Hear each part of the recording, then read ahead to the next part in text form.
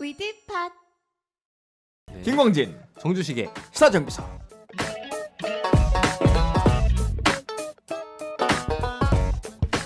뭐 그냥 자연스럽게 얘기를 네. 이어나가 보도록 하겠습니다. 네. 예. 네. 어젠가에 오늘 쓰셨던가 그래도 난민 네. 문제 예. 쓰셨던데 예. 제주도에 와 있는 그 예멘 난민 이야기가 아니라 네. 이후의 난민 정책과 관련한 어떤 예. 이야기를 쓰셨어요. 아, 어렵다. 어렵지 뭐 않습니다. 어떤 내용인지 일단 좀 설명을 좀 해주시죠. 예.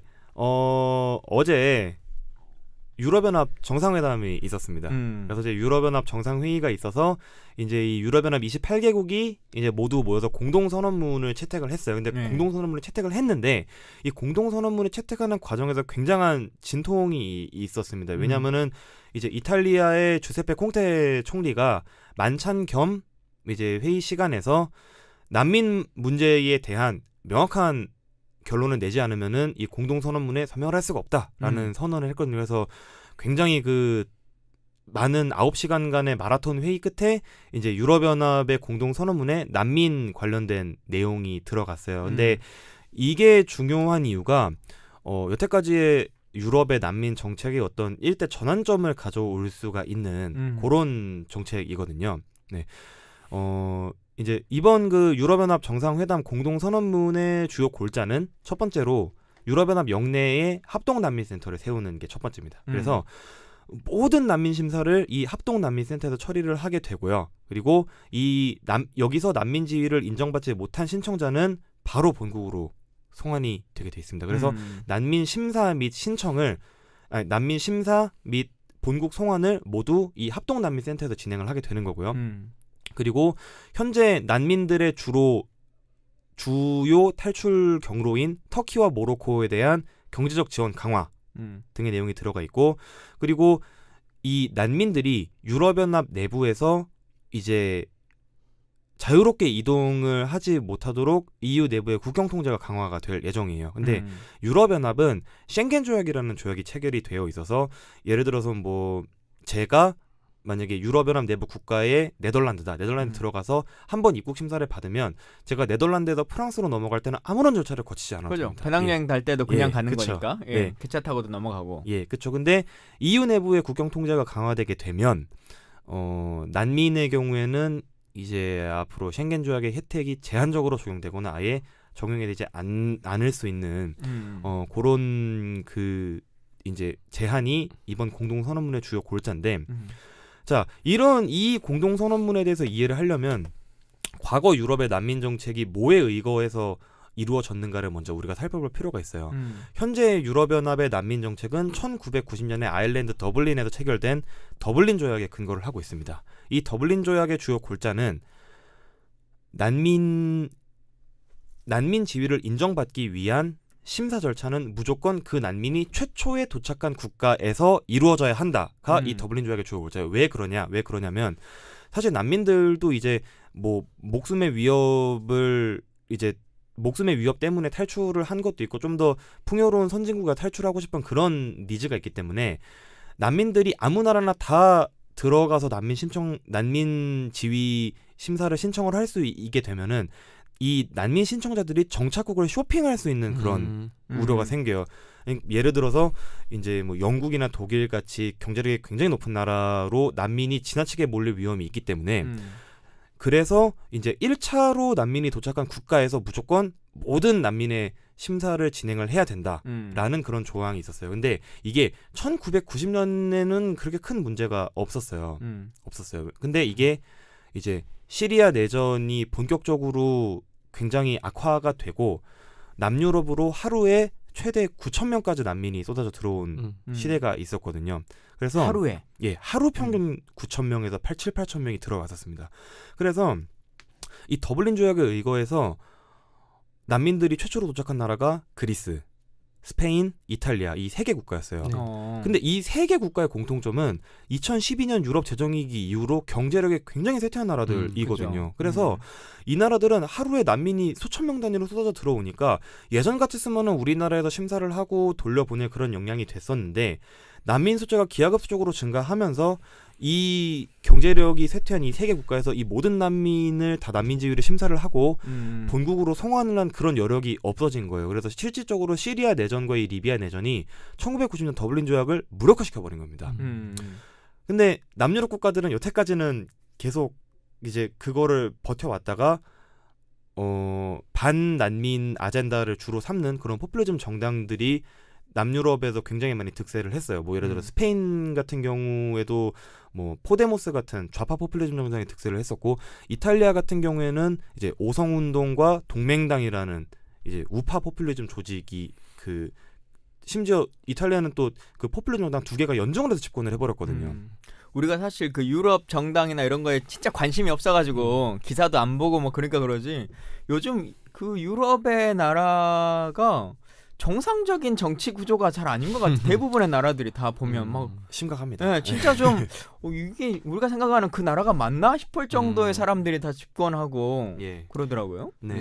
쓰신 글 중에서 좀 흥미로운 부분이 그 남유럽 국가들의 주장이 뭐 이번 결정이 상당히 반영된 것 같다라고 하시면서 중남부 유럽에서 세를 불려가야 하는 유로 스캡틱 그룹으로 인한 고육주책으로 보인다. 그러니까 일종의 이런 정치적 결정으로 보인다. 이렇게 말씀하셨는데 예. 이 그룹이 뭐 하는 조직이고 아하, 왜 이런 예. 결정이 됐는지. 유로스케틱 그룹이라는 거는 유럽 회의주의자들. 회의주의자. 예, 유럽 아. 회의주의자. 그러니까 그 유럽 연합이라는 이제 초국가적인 연합 체제에 회의감을 갖는 그런 그 분들인데, 사실 유로스케틱 그룹이라는 것이 뭐 어떤 형태를 갖춘 정당이나 이런 걸로 존재를 하는 건 아니고요. 각 나라의 이제 반이민 그리고 유럽 해체를 주장하는 정당들이 하나씩 있어요. 프랑스의 브렉시트 막 이렇게 선언하고 하는 그런 그렇습니다. 곳을 말하는 거예요. 예를 들어서 영국 같은 경우에는 이제 현재 영국의 집권당인 영국 보수당 내의 이제 브렉시트 찬성하는 그룹 프로 브렉시트 그룹이 있고, 지금은 망했는데 영국 독립당이라는 정당도 있었습니다. 그리고 프랑스에는 이제 그 유명한 이제 국민전선이라는 정당이 있고, 그리고 이탈리아에는 아까 전에 말씀드렸던 그 오성운동과 동맹당이 대표적인 그 유로 스캡틱 그룹이에요. 그래서 이제 이분들의 주장은 유로화와 유럽연합을 해체하고 예전에 각자 이제 따로 살아가던 대로 살아가자. 우리도 우리 마음대로 좀 재정 정책도 운영하고 화폐 정책도 운영하고 하고 싶다라는 게 이제 이분들의 주장이거든요. 근데 이제 유럽연합의 중심 국가인 독일과 프랑스의 이해관계는 또 좀 다르죠. 네. 그래서 이제 이분들은 유럽연합을 계속 유지를 해 나가고 싶은 분들이기 때문에 이번에 이제 공동선언문의 난민 관련 내용을 반영하면서 이제 유로스케틱 그룹의 주장을 어느 정도는 감내하고 받아들인 거라고 보여집니다. 그러니까 뭐 거칠게 얘기해서 뭐 민족주의 그룹이다. 뭐 자국 중심주의 그룹인 거죠. 예, 그렇죠. 아메리카 퍼스트 이런 거랑 비슷하네. 트럼프의. 유사합니다. 유사한 정서죠. 그런 사람들이 지금 다 대체적으로 집권하나 봐요. 전 세계가 좀 느낌이. 일단은 미국에서 트럼프가 그런 얘기를 굉장히 이제 트럼프가 굉장히 빅마우스이기 때문에 뭐 그런 부분 그렇게 느껴지는 부분이 있지만, 현실적으로 봤을 때 이제 유로스캡틱 그룹이 집권한 나라는 이탈리아밖에 없어요. 물론 뭐 이탈리아도 있고 중부 유럽의 이제 4개국 헝가리, 체코도 지금 현재 그런 그룹이 집권을 해 있는. 자, 근데 이제 이 논쟁이 그 동안에는 EU가 알아서 뭐 이민자를 받든 뭐 하든 그냥 흘러가는 이야기였는데 이제는 대한민국도 이민이라고 하는 기사를 보면 뭔가 더 관심이 가는 시기가 돼버렸잖아요. 우리에게도 지금 이민 신청을 하고 있는 분들이 한 500분 정도 대기하고 있고 하는 상황인데 그래 유럽이 막 그렇게 이민자 받는 것처럼 하고 뭐 메르켈 총리 막 이런 사람들이 트럼프 막 이렇게 억제하면서 받아야 된다 막 어쩌고저쩌고 막 하던 장면을 봤었는데 저래서 유럽이 좋은 나라구나 우리가 생각했었는데 유럽도 안 받는다는데 그러면 이제 우리가 받아야 될 이유가 있나? 가까이 살고 있는 유럽도 안 받는다는데 라고 하는 궁금증? 그리고 EU나 이런 데서 뭐 몇 년에 걸쳐서 지금 리비아 전쟁 같은 게 지금 한 7, 8년 되는 거잖아요. 그 하는 과정에 쭉 봤다 보니까 장기적으로 이제는 실패한 정책이다 라고 결론을 내린 거로 느껴지면 우리는 시작도 안 해야 되는 거 아닌가 그런 라고 하는 걱정을 하실 수 있는 거잖아요. 이건 좀 어떻게 보세요? 사실 이제 제가 아까 전에도 말씀을 드렸지만 이번 공동선언문 내용이 난민 신청자에게 비우호적인 방향으로서의 전환은 맞습니다. 맞는데 전체적으로 놓고 보면 난민을 안 받겠다는 건 아니에요. 난민을 안 받겠다라는 것보다 이탈리아, 스페인, 그리스가 너무 힘드니 난민 신청 자체를 이제 유럽연합이 전체적으로 부담을 하겠다라는 그런 방향이에요. 왜냐면은 EU 난민청 같은 걸 만들겠다는 그렇죠. 거죠. 예. 그래서 이제 과거에 유럽연합의 난민 정책이 실패했다라고 우리가 지적을 할 수 있는 부분은 난민을 받았기 때문에 실패한 것이다라기보다는 난민이 급증하는 사태를 방치했다라는 거죠. 그러니까 난민이 특정국에 집중되는 사태를 방치를 했다라는 거죠. 네. 그래서 뭐 이런 어떤 유럽연합의 정책 전환이 우리나라에 줄 수 있는 시사점이다라고 한다면 저는 어떻게 생각을 하느냐. 사실 난민 신청자가 중동에서 온 난민 신청자에 대한 어떤 굉장한 두려움이 지금 우리 사회 내에 존재를 하고 있는데 제 생각에는 정부의 대책은 어떤 방향으로 가야 되느냐. 일단은 그 두려움의 가장 핵심적인 부분은 좀 그런 거죠. 이제 그 한국인들이 그러니까 이슬람교를 믿는 국가 국민에 대해 가진 어떤 그런 두려움, 뭐 예를 들어서 여성에 대한 심각한 차별 또는 어떤 뭐 테러의 위험성, 그리고 또 이제 일자리 관련된 문제도 있을 것이고요.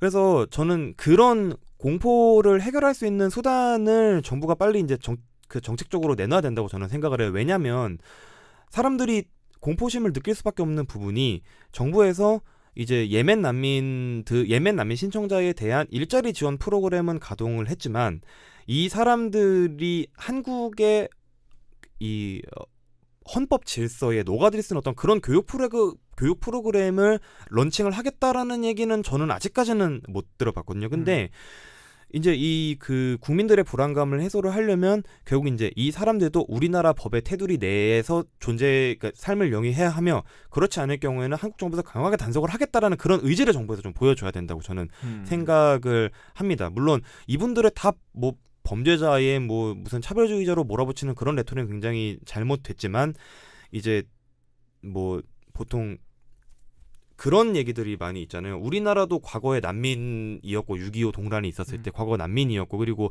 우리나라가 이 정도의 경제 규모를 가지고 있는데 우리나라도 국제사회에 대한 책임을 져야 된다라는 논리들이 보이는데 저는 그 논리로는 설득이 안 될 거라고 생각을 해요. 그 논리로는 설득이 안 될 거고, 이제 이 사람들도 우리나라의 법제에서 테두리 내에 살아갈 수 있게끔 정부가 최선을 다하고 있습니다라는 어떤 그런 시그널을 정부가 계속 보내주면서 이제 그 시간의 흐름에 따라서 점점 이 사람들이 또 직접 겪고 나면 생각이 달라지거든요. 예, 그래서 그런 식으로 정부가 대책을 좀 마련했으면 또 하나의 좋겠다, 의문 중에 하나는 네. 그러니까 난민은 어쨌든 시리아든 예멘이든 리비아든 지금 다 전쟁이 끝나지 않는 상태이고 예. 장기적으로 조금 더 지속될 수밖에 없는 여지가 있는 것 같은데 그렇습니다. 풍선 효과라는 게 있을 거 아니에요. 네네. 그러면 그동안은 유럽이나 터키 쪽으로 빠져나가던 사람들이 거기가 이제 단속이 심해지고 어려워지면 예, 그래도 탈출은 해야 될 텐데 그렇죠. 우리가 이번에 예멘 난민을 승인해주면 아 여기가 좀 쉽게 뚫릴 수 있다라고 하는 생각을 가지면 지금의 우리가 고민하는 수준보다 훨씬 더 많이 들어올 수 있는 여지가 있을 것 같은데 네. 그런 부분은 사실 우리가 뭐 어떻게 관여할 수 있는 문제가 아니잖아요. 우리 정부가 네. 어떻게 대처해야 될까요? 일단 대한민국은 그 난민 신청자들에게 있어서 그렇게 매력적인 나라는 아니에요. 예, 아니에요. 그래서 여태까지 난민 신청자가 그렇게 많지도 않아 왔었던 것이기도 하고요. 왜 우리나라가 난민 신청자들에게 매력적이지가 않냐? 일단 난민 지위를 인정받을 확률이 너무 낮습니다. 1.6%밖에 안 돼요. 1.6% 이 1.6%는 어떤 숫자냐면은 그 UNHCR, 그러니까 이게 그 UN 난민 협약국 중에서 가장 낮은 비율로 지금 난민 신청자를 인정을 해주고 있는 거거든요. 그래서 저는 사실 이 그 예멘 난민 560명이 처음에 이제 딱 제주도에 도착을 했다라고 했을 때 굉장히 저는 신기했어요. 일단 아니 도대체 어떤 브로커를 만나셨길래 우리나라로 온 건가 싶은 생각이 저는 좀 들었거든요. 사실. 근데 저는 네. 그 퍼센트지에 대해서 조금 동의할 수가 없는 게 네. 그래서 그 관련 통계들 이렇게 좀 확인해 봤더니 어쨌든 그 통계 오류 중에 하나가 예. 우리는 2013년도에 난민법이라는 걸 만들면서 가입을 한 거잖아요. 그 협약국에. 맞습니다. 네. 근데 사실 그래도조차도 아시아에서는 유일하게 우리가 가입한 거예요. 예, 일본은 가입을 안 했죠. 예. 다른 나라들도 다 없는 거고. 예. 그러니까 비교 대상이라고 하는 게 쉽게 말하면 EU하고 우리 정도밖에 없는 거잖아요. 예, 그렇다고 볼 수 그죠? 있습니다. 뭐 터키나 중동 인근의 조금 나라들 빼고는. 예.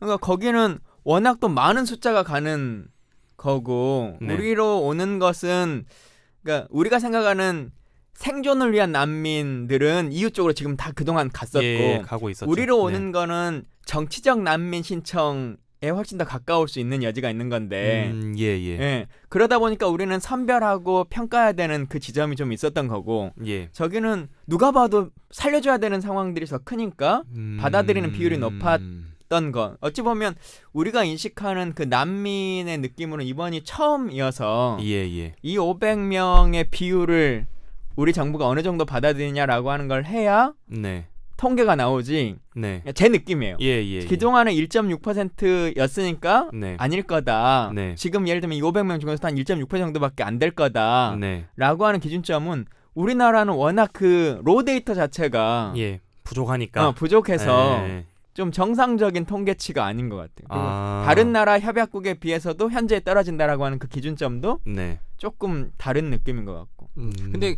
그것과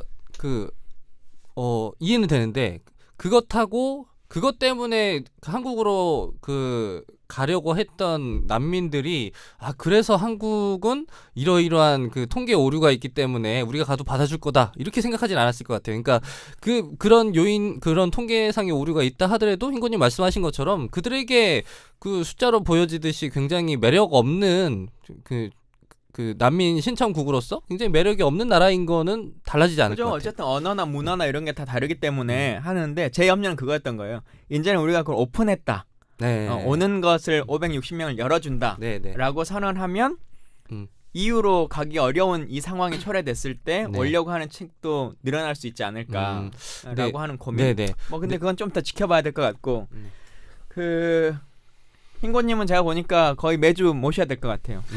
왜냐하면 네, 저보다 우리 편집장님이 이렇게 좋아하는 사람 제가 처음 봤어. 그런가요? 저 표정의 변화가 없다고 하시더니 아니야. 그래도 저 그런가요? 정도의 표정 변화라도 있는 게 제가 한 2년 보한 사람 중에 가장 그렇네요. 적극적인 제가 사람. 허경영 씨 나왔을 때 이후로 가장 밝은 표정이었던 것 같아요. 네. 근데 네. 사실 오늘 되게 많은 굉장히 넓고 깊은 주제였는데 사실 의원님이 지금 순천에 빨리 내려가서 지금 지역구 정비를 하셔야 돼서 우리가 얘기를 굉장히 좀 물어볼 것도 많았고 네. 더 나눌 좀 논점들이 많았는데 약간 그냥 빠르게 좀 지나가는 듯한 느낌이에요. 그래서 약간 아쉽습니다. 다음 시간부터는 조금 더 공부도 많이 하고 해가지고 흰고님이 알고 있는 걸 탈탈 털어먹도록 네. 하겠습니다. 네. 여러분들도 혹시 궁금하신 그때그때 사회적 이슈, 경제적 이슈 이런 거 있으면 저희한테 좀 댓글 남겨주시면 더 알차게 준비하도록 하겠습니다.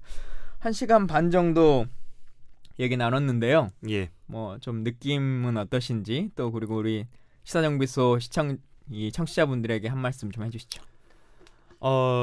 예, 일단 뭐 제가 사실 소감을 말하는 소질이 잘 없는데 예, 일단 저 오늘 정주식 편집장님은 처음 뵙게 돼서 굉장히 반가웠고 이제 제가 그러니까 머릿속에 생각을 정제를 해서 글로 쓰는 것과 그다음에 실제로 마이크 앞에 앉아서 그때그때 질문에 대응하면서 말로 논리를 풀어내는 게 이게 정말 다르구나라는 생각을 오늘 좀 많이 했던 것 같아요. 그래서 제가 다음 주 이후에도 계속 차후에도 계속 나올 수 있으면은 좋겠지만 네.